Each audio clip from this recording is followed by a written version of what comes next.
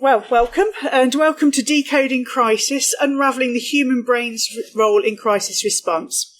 So, my name's McKeown. I'm a chartered psychologist and I'm the founder of Mind Science, which is my own business, and I use psychology to improve efficiency and effectiveness for people who work in high-stakes industries. My background, I've been doing this for 20 years now, and I've mostly worked in the aviation industry and in defence. For the Ministry of Defence, I've done a lot of research, so that's where this knowledge all comes from. And then I moved into industry and I'm starting to apply that a little bit wider across the board. So that's a little bit about me. So what's going to happen in the next 20 minutes or so, we're going to have a very, very quick trip around your brains. So I'd like to explain a little bit about how your brain works, what happens in a crisis, and then what you can do about it. And I think it's quite important to understand how your brains work, because then you're at least understanding why people do the things they do, sometimes. Okay, so a little bit of basics here. What happens when you get information into your brain? So it comes in from all of your senses, what you see, what you hear, smell, touch, taste, but what you're getting is raw data. You don't actually understand what it is you're seeing until your brain goes back into your memory and sort of looks at all the cues. So, if you're looking at a chair, you won't know it's a chair. Your brain is going to tell you, well, it's got a flat seat, it's got a flat back, it's got 4 legs. Hey, it must be a chair. And then it will tell you and you can make a decision from there. I've overly simplified that quite clearly, but that tells me that the brain is a limited capacity information processor. Because if you think about the amount of information that's coming in and it's processing and the speed that it's working at, it's actually quite phenomenal. It doesn't always get things right because you're processing so much information, you're not going to take it all in. So it decides what you're going to pay attention to. So, for example, at the minute, you're sitting in here, you're listening to me, you're looking at the slides, you're probably thinking, oh, it's a bit chilly in here. But you haven't noticed the feeling of the chair on the backs of your legs until I just brought it to your attention. Yeah? So you've got an awful lot of information going in, so the brain has to find some way of coping with it. And that's kind of the topic of this talk. We've got 2 systems of thinking, System 1 thinking and System 2. Has anybody ever read Thinking Fast and Thinking Slow? Yeah, this is what we're talking about. So System 1 thinking is the non-conscious stuff. It happens really quickly. Your gut reaction, very automatic, the things that you just know how to do. System 2 thinking is anything that you actually have to deliberately and consciously think about. So the usual example I give of this of System 1 thinking is when you learn to drive, or certainly when I learned to drive, I couldn't do that thing between the clutch and the accelerator, and I used to bounce the car down the street and stall at traffic lights. I became experienced in that, and now I don't think anything about it. If I stall my car, it's just like, well, how did that happen? The System 2 thinking is me reading a map. It's very slow. It takes an awful lot of effort and understanding for me to do that. I don't do it automatically. So there's 2 different things going on there when you're doing thinking. Now, they're not sort of independent, they do interact with each other, but the important thing to note is that System 1 happens milliseconds before System 2. And the takeaway point from that is that even when we think that we are being reasonable and rational and we're making thought-out decisions, that System 1 thing is still ticking along in the background. So it massively is going to influence your logical thinking. And that brings me on to the subject of bias. I'm fairly sure you've all heard of unconscious bias. If you've worked anywhere, I'm fairly sure you've probably had to do some unconscious bias training, diversity and inclusion, etc., etc. This is where all this stuff comes from. I don't particularly like the word bias because I think it's got a negative connotations to it. Preferences isn't quite the right word. I'm not really sure where we go with this, but I just want you to think that bias isn't a bad thing. It's just a way that we do things. And according to a lot of the research, there's 172 different biases that we have. And it must be true because I read it on the internet. Now, these biases mainly sort of divide themselves into 4 categories. And these are the ones that you can see on the slide there. So ambiguity. If we don't have much information, there is a set of biases that make us fill in gaps. If we have an information overload, that's another set of biases in ways that we do our thinking. And the same for memory and speed, if we have to think quickly and we've got to make fast decisions. Now, you'll see there's a little thing called the Decision Lab. I've put that on there because, A, that's where I took this photograph from, the clip rather. But if you're interested in having a look at that, I recommend that you go to their website because it's a fabulous resource which explains all the different types of biases. And it really is, it's filtered by experience. This is where that System 1 thing comes into. That is your filter for what goes on in System 2. So it influences everything that you do. It influences the way you understand what's going on around you. It influences the way that you perceive things, the way that you make judgments, the way you make decisions. Not all bias is bad. That's the other thing to remember. It's there for a reason. It's there so we can actually function. Because if you think about the way that I described how the brain works, if we didn't have shortcuts, then you'd be stuffed because everything would take forever to actually do. Okay, so just a couple of examples of bias here. Choice overload. Now, this is how I felt this morning when I was trying to connect all this stuff up. So thank you to everybody that helped me with that. Choice overload. When you've got way too many choices, the natural go-to is to simply pick whichever's quickest or whichever seems right at the time. You might not consider all options open to you because you just need to get something done fairly quickly. Recency effect. This is quite interesting because you tend to remember events that have happened most recently. That can, in cybersecurity, actually result in bad security behaviour sometimes. I was reading something the other day and it was saying there's some, I can't remember the percentage, but a large percentage of security teams admit to ignoring security alerts because the majority of them have been false positives. So if you've had a lot of false positives and there's another one comes up, are you really on alert to that false positive, or are you just thinking that's just another false positive? So again, that's how that sort of thing works. There's also a primacy effect where you remember the first thing. So if you think about meetings that you go to on a regular basis, you'll remember the first couple of meetings that you went to, and you'll remember the last couple. Everything in the middle turns into some sort of amorphous mess unless something spectacular happens that's going to stick out in your memory. So that's another example of bias. Anchoring, this is quite an interesting one. If there has been, well, as there is, there's always a cybersecurity threat incident in the news. So it's something that you're very aware of. And if you've got a particular cyber threat on higher priority, what you might do is to focus on that and not actually think about the entire threat landscape. So that's anchoring. This is also used quite a lot in advertising. I think there was a good example of the Times subscription service. So if you go in and you sort of anchor on the price, then anything lower than that seems a little bit better. So start to look at the way you see advertising and you're being persuaded to make selections in how to spend your money, and you'll start to see these type of things being used.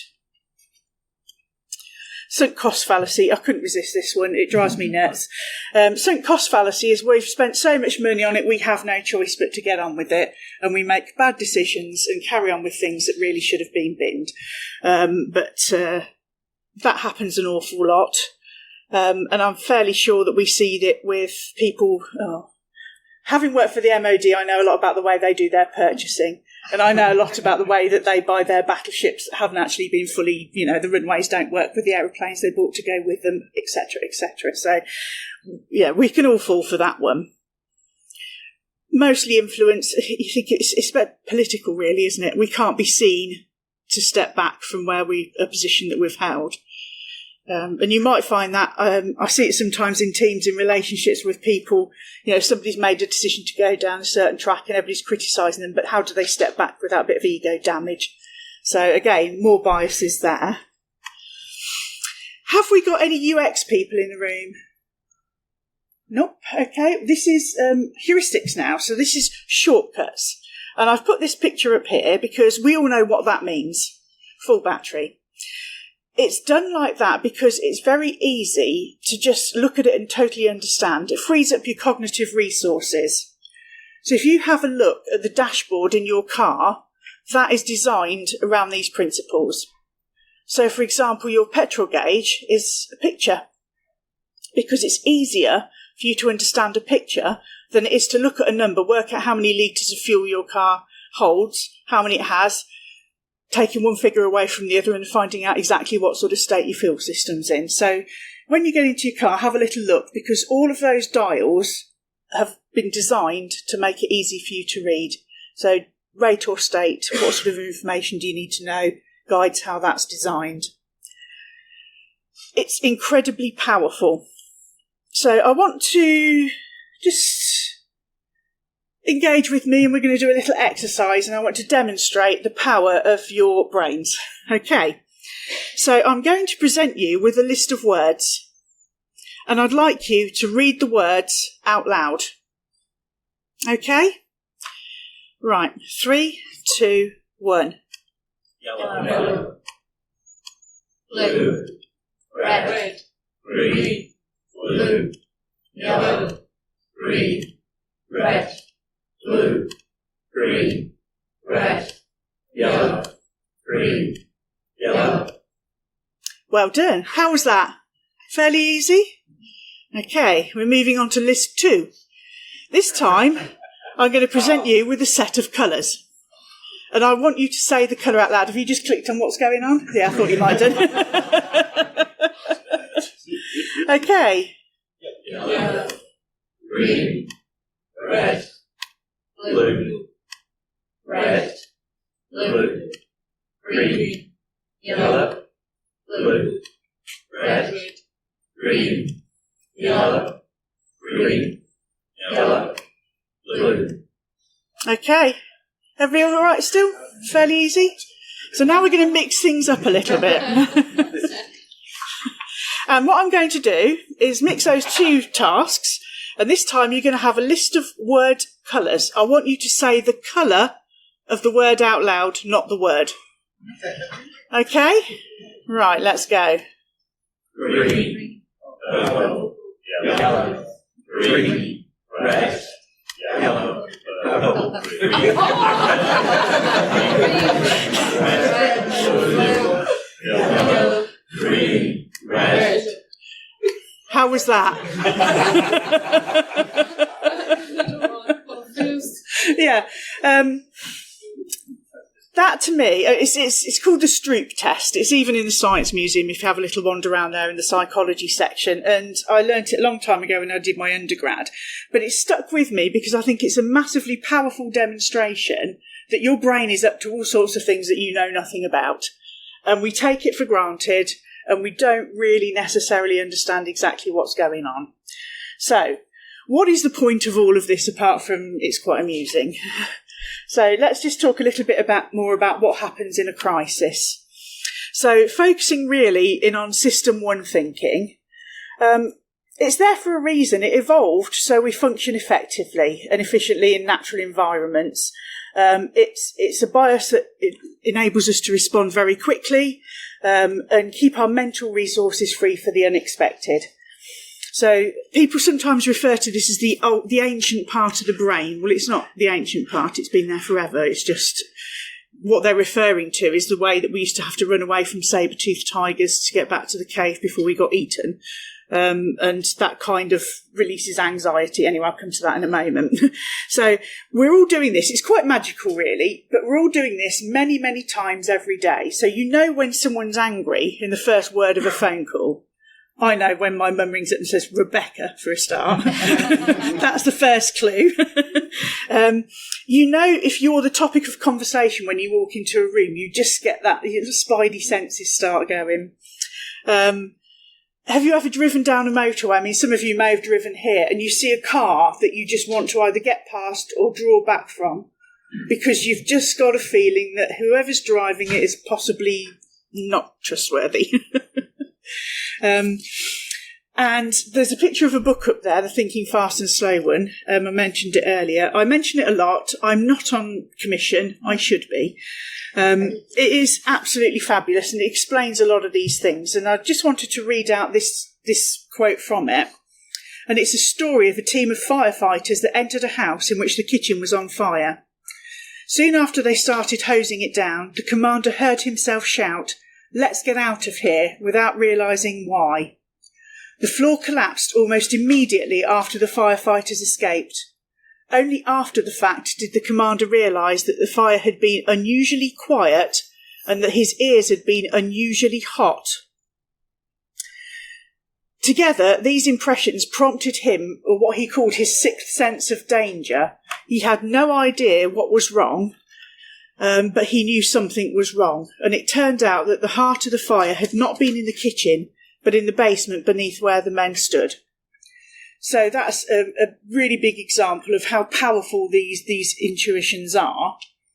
And that's great, but they're not always right, especially when you're faced with things that are new, particularly, cybersecurity. I've never done the job, I have to be honest. So how do I know what it's like? But I can only imagine how you must feel when you realise that something's about to happen.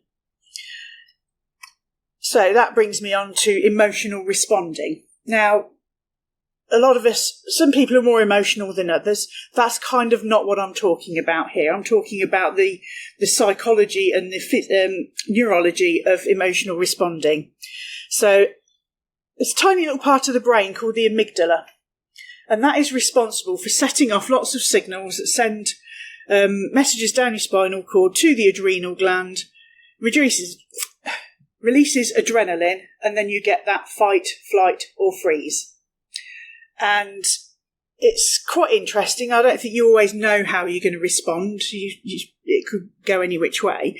And when I used to do cabin safety research, it was really interesting when we looked at videos of what was going on in the cabin, because some people would just sit and freeze and do absolutely nothing. Some people get up and, it's crazy, they run across the top of the seats, they're punching people out of the way to get out the plane before them. And some people just run away. And what people tend to do is to run to the door they came in, because that's what they know, regardless of whether the fact that that door might not open or it's on fire. The other thing that we saw was that a lot of people, you could tell the drivers from the non-drivers, because when you say undo your seatbelts and get out, the hand goes down as if they're in a car seatbelt. And of course it's not the same, is it? Because a lap strap on an aircraft is quite different. So again, it's that sort of, it's what we call cognitive narrowing. Your brain knows that you're in danger, so what it's doing, it's cutting out all of that information, so you won't be thinking about the seats, the back of your seat on your legs, or whether you're hungry or anything like that. Your brain focuses you right down on the thing that is causing you danger. If you've ever been in a car accident, you'll probably know this. It happened to me once. Everything took ages to happen. I could see the car coming towards me. I couldn't move out of the way. I knew what was going to happen, and it just took forever. And that's because of cognitive narrowing. The other thing that can happen is we have what we call an amygdala hijack. Now, an amygdala hijack is the red mist. It descends. I think we've probably, or maybe I'm just going to make an embarrassing confession here, I don't know. When you're in a car, a roundabout, somebody cuts you up and you might just sort of have a little gesture or things. That's an amygdala hijack. It's just an instant reaction. It doesn't always happen in bad ways. I get amygdala hijacks frequently in handbag shops. You just lose all control and you have to go and do something. So those sort of things are the responses that you might get in a crisis. So if somebody's behaving a way that doesn't seem quite natural to you, just have a little think about where that's coming from. And what I quite like this slide. I've used it for a lot of years now. This to me is sort of an analogy about how the brain works. So that elephant, that's the emotional side of the brain. So when that's rampaging through, the rider hasn't got much chance, and nor is the environment. And it's just a little bit of a way of thinking about how you do things. And certainly when I was working at the university, if somebody was having a bit of a fit about something, we'd say the rider's fallen off the elephant. But it's really just to sort of let you know that there is that emotional, that instinctive reaction thing that is probably a lot more powerful than you perhaps realise. Okay, so what can you do about it? You're going to have to go a bit quickly now because I think we're going to run out of time. A couple of things. The first one is about bringing non-conscious into conscious. I call it reflective practice, Gibbs reflective cycle. There's a reference there if you're interested in it. I didn't call it reflective practice when I taught military folk because it sounded too fluffy. So we called it critical self-analysis. A critical self-analysis tool, CSALT. So it even had an acronym which went down particularly well with the Navy. What it is just thinking about what actually happened. So what actually happened in the event that you've just come out of, for example. So who was there? What did they do? What happened? The feelings bit is the really important bit. So it's what were you feeling before, during and after? And that's important because if you identify those feelings, you can then start to identify what it was, your triggers, what it is that sets you off. Military folk would call it left of bang. So what happened before it all kicked off? So what's your personal left of bang? What was it that triggered you to do something good, bad or indifferent, whatever it was? Evaluation. So what was good and bad about that? What went well? What didn't go so well? And who contributed to that? And was it a positive or a negative contribution? Analysis. Well, why did it happen? What sort of sense do you make of that? And what knowledge can help you make sense of that? So when you're thinking about those biases, well, why did somebody else behave in that way? Why did I behave in that way? Why were we sparking off of each other? Because if somebody causes friction or annoys you in some way, there's probably something going on unconsciously. And then again, what do you conclude from that? And then what are you going to do again to put that right? I'll be honest, this is an absolute nightmare to do because it's hard. It takes time. And we have a natural bias to action, like let's get on to the next thing. Why do we want to bother with this? But what I have found, and especially working with elite special forces, is that actually it makes you more able to self-regulate and control emotions because you know exactly. You learn what your triggers are, you know what sets it all off. So I have found that it's been really useful. It does mess with your head a bit because then you start to understand how other people work. And then you start to sit on the fence in an argument and then you can't vote and it goes on. So you do start to see other perspectives.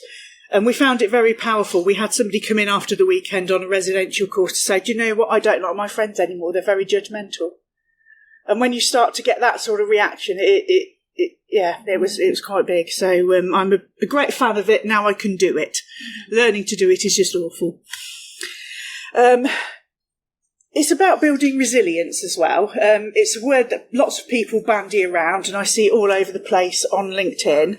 What is resilience? 4 components to it. That says adaptability. So that's the way that you think and behave and the way that you respond to situations. Then you've got social support, so that's the teamwork, being with people you trust. And it's easier to trust people when you understand them and you understand why they're behaving the way they do, hence all of the other stuff we've talked about. Confidence, is technical term for this, is self-efficacy, and that comes from positive motivational psychology theory. But basically what it means is that you know that you can do something and you know that you can deal with this situation that you're in. Also self-regulation, which I've talked about, so understanding how you work. And then purposefulness is the ability to adapt positively. It's to learn from mistakes. So instead of just being crushed by it. So it's more of a mindset thing.